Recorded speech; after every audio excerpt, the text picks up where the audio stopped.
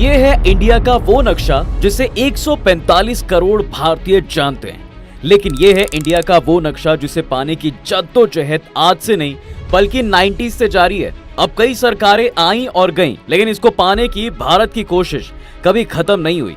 आज भी भारत इसे लेकर अपना वही स्टैंड रखता है जो कभी 90s में रखता था।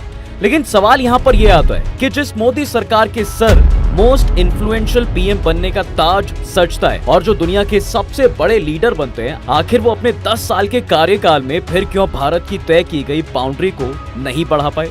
क्या दिखाया जा रहा है ये मैप असल में सच्चा है? और अगर हाँ, तो भारत अभी तक इस समुद्री रीजन को पाने में क्यों असफल रहा है? इंडियन ओशियन में इसकी पूरी कहानी क्या है, चलिए जानते हैं।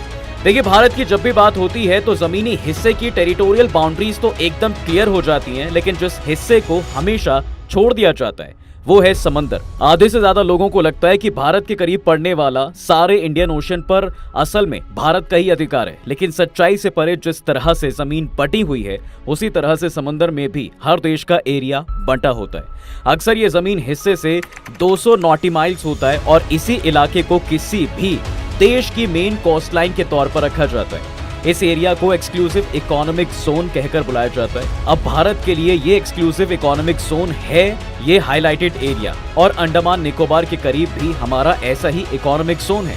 कुल मिलाकर ऑफिशियली भारत अपने इस मार्क्ड एरिया में कितना भी डेवलपमेंट करा सकता है। यहाँ पाए जाने वाले हर एक्वेटिक लाइफ, मिनरल और डिस्कवरी पर भारत का ही अधिकार है। मतलब यहाँ चाहे तो भारत एक्सप्लोरेशन के लिए ड्रिलिंग तक करा सकता है और इसके लिए हमें कुछ नहीं बोला जाएगा।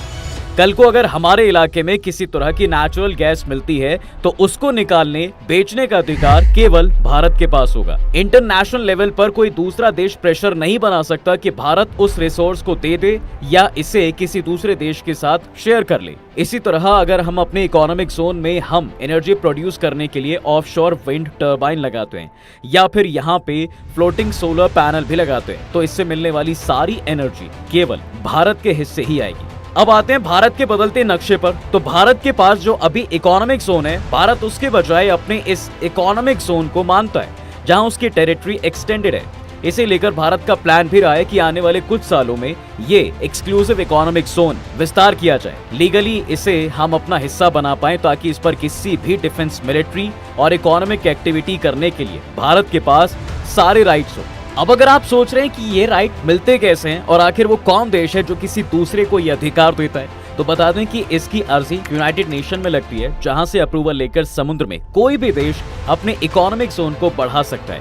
लेकिन ये करना इतना भी आसान नहीं है और न ही आसानी से किसी भी देश को यूएन नेशनल बाउंड्री बढ़ाने की इजाजत देता है। यहाँ तक कि कई देश ऐसे भी हैं जिनके पास अपनी मैरीटाइम बाउंड्रीज है ही नहीं, यानी इन देशों के पास कोई इकोनॉमिक जोन होता ही नहीं है।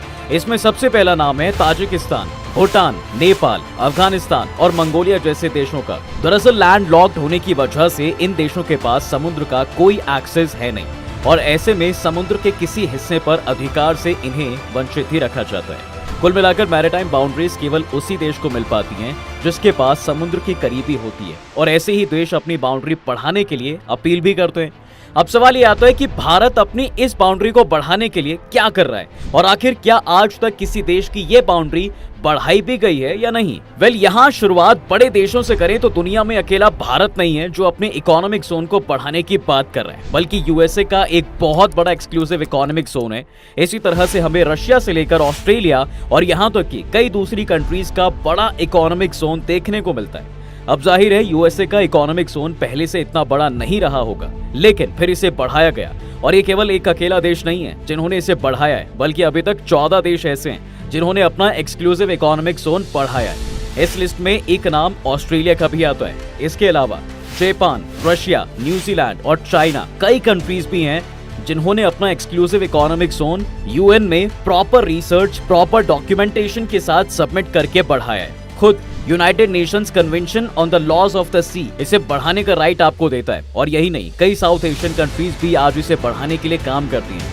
आपको बता दें कि आज दुनिया में सबसे ज्यादा इकोनॉमिक जोन फ्रांस के पास है, और इसी तरह यूरोप के बाकी देश भी एक बड़ा टेरिटोरियल सी अपने पास रखते हैं। अब भारत का किस्सा भी कुछ ऐसे ही है, लेकिन यहाँ हमें कुछ एक्सेप्शंस देखने को मिलते हैं। दरअसल भारत के केस में उसका क्लोजेस्ट कंट्री श्रीलंका है, जिससे इंडिया का इकोनॉमिक जोन कहीं ना कहीं श्रीलंका के साथ ओवरलैप करता है। ऊपर से इनके बीच में जो पानी है वो इतना ज्यादा नहीं है, इसलिए इनके लिए यूएन की सी ट्रीटी में साफ लिखा गया है कि जब दो देश बहुत ज्यादा करीब होते हैं तो एक्सक्लूसिव इकोनॉमिक जोन ऐसे देशों में अलग तरीके से बढ़ते हैं। भारत और श्रीलंका की भी यही कहानी है। लेकिन अभी आते हैं मेन पार्ट पर कि आखिर भारत अपने इकोनॉमिक जोन को पाने के लिए क्या कर रहा है। वेल, इसके लिए हमारे देश ने 90s से यूएन में अर्जी लगा रखी है, लेकिन केवल ऑफिशियल डॉक्यूमेंटेशन काफी नहीं है, बल्कि हमें ये प्रूफ करने की भी जरूरत है कि इस हिस्से पर हमारा अधिकार कैसे है और क्यों ये हमें मिलना चाहिए। अब आप सोच रहे होंगे कि फिर इसे प्रूफ कैसे किया जाता है और इसका भारत को फायदा क्या मिलता है। देखिए, भारत के केस में एक्सक्लूसिव इकोनॉमिक जोन को प्रूफ करने के लिए सबूत जमीन से ही मिलते हैं। मैप पर जरा यहाँ पर ये देखिए, यहाँ आपको जो कोस्टल लाइन दिख रही है ये इंडिया का लैंड है।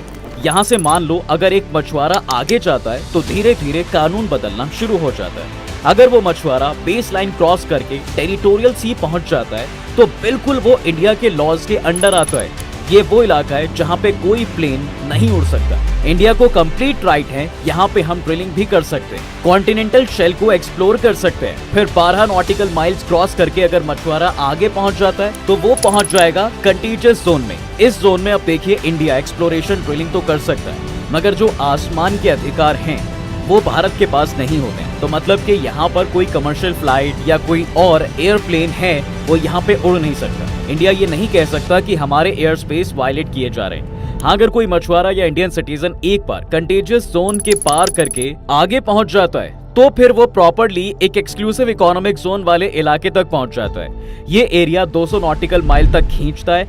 कमाल की बात है कि इन तीनों जोन के अंदर चाहे टेरिटोरियल सी हो या कंटीजियस जोन हो या फिर एक एक्सक्लूसिव इकोनॉमिक जोन, इनके नीचे हमें भारत की कॉन्टिनेंटल शेल्फ मिलती है, जिसे काफी हद तक अभी एक्सप्लोर नहीं किया गया है।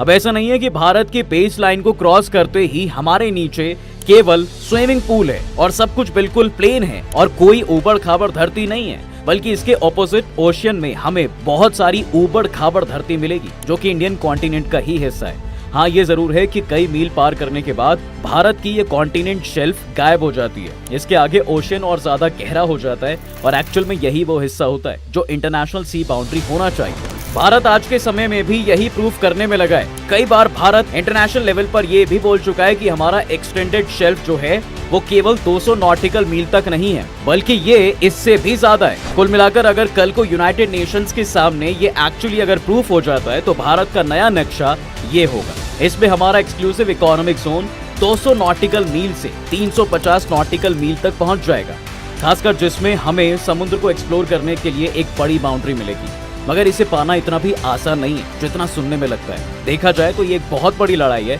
जिसे एक ही दिन में नहीं लड़ा जा सकता। भारतीय सरकार, एक्सपर्ट्स और डिप्लोमैट्स चाहे इसे कितनी ही जल्दी क्यों ना पाने की कोशिश करें, लेकिन ये एक बहुत बड़ी प्रक्रिया है। इसके तहत 1999 से लेकर अभी 2024 तक भारत पहले ही कई प्रूफ दे चुका है। अब तक टोटल 6000 पेजेस ऑफ रिसर्च यहाँ हमारे एक्सपर्ट सबमिट कर चुके हैं। शायद आप ये ना जानते हो, लेकिन स्पेसिफिकली इसके लिए हमारे कई साइंटिस्ट दशकों से मेहनत कर रहे हैं। ऊपर से स्पेसिफिकली हमने कई मिलियंस ऑफ डॉलर्स भी इस बाउंड्री को पाने के लिए खर्च किए। प्रूफ के तौर पर यहाँ पर ये वीडियो, एविडेंस फुटेज से लेकर सॉइल सैंपल और कई चीजें जमा भी हो चुकी है। लेकिन यूएन की स्पेसिफिक बॉडी ये अभी भी डिसाइड कर रही है कि किस कंट्री का कितना एक्सक्लूसिव इकोनॉमिक जोन है। वो लोग तो अभी तक इवैल्यूएट ही कर रहे हैं कि इंडिया का एक्सक्लूसिव इकोनॉमिक जोन बढ़ा भी सकते हैं या फिर नहीं। अब भारत की सिचुएशन में इतना टाइम इसलिए भी लग रहा है क्योंकि हमारे पड़ोसी देशों के इकोनॉमिक जोन को देखते हुए भी ये फैसले लेने। जाहिर है अगर हम अपना समुद्री हिस्सा बढ़ाएंगे तो इसमें पड़ोसी देशों की बाउंड्रीज का भी ख्याल रखना होगा। ऊपर से जो एरिया वो लोग क्लेम करते हैं उनका इकोनॉमिक जोन भी इससे अफेक्ट नहीं होना चाहिए। इन्हीं सब के चलते ऐसे फैसलों को लेने में समय लगता है। जाहिर है अगर कभी भी जब किसी देश की कोई भी बाउंड्री बदलती है तो पड़ोसी के कान जरूर खड़े हो जाते हैं, खास तौर पर तब जब पड़ोसी देश आपके काफी करीब हो। इसमें पहला नाम है बांग्लादेश और म्यांमार का, जिनके साथ हमारा एक small portion Bay of Bengal पर ओवरलैप करता है। ऐसे में जाहिर है भारत का क्लेम म्यांमार के क्लेम से अलग होता है। ऐसे ही भारत और पाकिस्तान के क्लेम भी एक दूसरे से अलग हैं। उधर सी टेरिटरीज को लेकर ओमान के भी कुछ क्लेम्स हैं जो एक दूसरे से बहुत अलग हैं। ऐसे में ये कहा जा सकता है कि थोड़े बहुत इश्यूज तो हमेशा रहेंगे और इन प्रॉब्लम्स को ही ध्यान में रखते हुए यूएन को ये फैसला सुनाना होगा। ताकि बाद में दूसरे देश इसे लेकर उंगली ना उठा सकें या लॉन्गर रन में इससे कोई बड़ी समस्या ना आ जाए और बाकी देशों के साथ भी भारत के डिप्लोमेटिक रिलेशंस खराब ना हो। वैसे आपको बता दें कि हमारे देश के लिए केवल एक्सक्लूसिव इकोनॉमिक जोन मिलना काफी नहीं है। हमें चाहिए कि भारत में एक ऐसा प्राइवेट सेक्टर हो जो खुद डीप सी माइनिंग करने के लिए तैयार हो। ये सारा काम अगर हम भारत सरकार तक छोड़ देंगे तो पता नहीं कब भारत सरकार के पास इतना बजट आएगा कि वो यहाँ पर मिलियंस ऑफ डॉलर्स इन्वेस्ट करके इंडिया के एक्सक्लूसिव इकोनॉमिक जोन में प्रॉपर रिसर्च करें, प्रॉपर तरीके से यहाँ ढूंढा जाए कि क्या यहाँ पर क्या नेचुरल गैस है, ऑयल है और क्या क्या हम यहाँ पर एक्सट्रैक्ट कर सकते हैं। अब ज्यादातर जब इंडिया का बजट बनता है तो मेन प्राथमिकता तो ये रहती है कि हम लोगों को रिलीफ दें, डिफेंस के लिए बजट अलॉट करें, इंफ्रास्ट्रक्चर के लिए बजट बनाएं। लेकिन इन सब से परे जब रिसर्च एंड डेवलपमेंट पर खर्च करने की बात आती है तो बहुत कम पैसा बचता है ऐसे प्रोजेक्ट्स के लिए। ऐसे में जाहिर है कि ऐसे प्रोजेक्ट्स तो प्राइवेटली ही किए जा सकते हैं। तो दोस्तों आपको क्या लगता है कि कितना जल्दी भारत अपने इकोनॉमिक जोन को बढ़ाने के लिए काम कर सकता है और मौजूदा सरकार डिप्लोमेटिकली क्या कर सकती है जो हमारा जोन बढ़ सकता है? हमें कमेंट बॉक्स में जरूर बताएं। अगर ये वीडियो पसंद आया तो इसे अपने दोस्तों के साथ शेयर कर दें। वीडियो को लाइक करना ना भूलें और अगर आपने हमारे चैनल को अभी तक सब्सक्राइब नहीं किया है तो वो भी कर दें। साथ ही बेल आइकॉन प्रेस करना बिल्कुल ना भूलें ताकि हमारी वीडियो आप तक जल्द से जल्द पहुंच सके।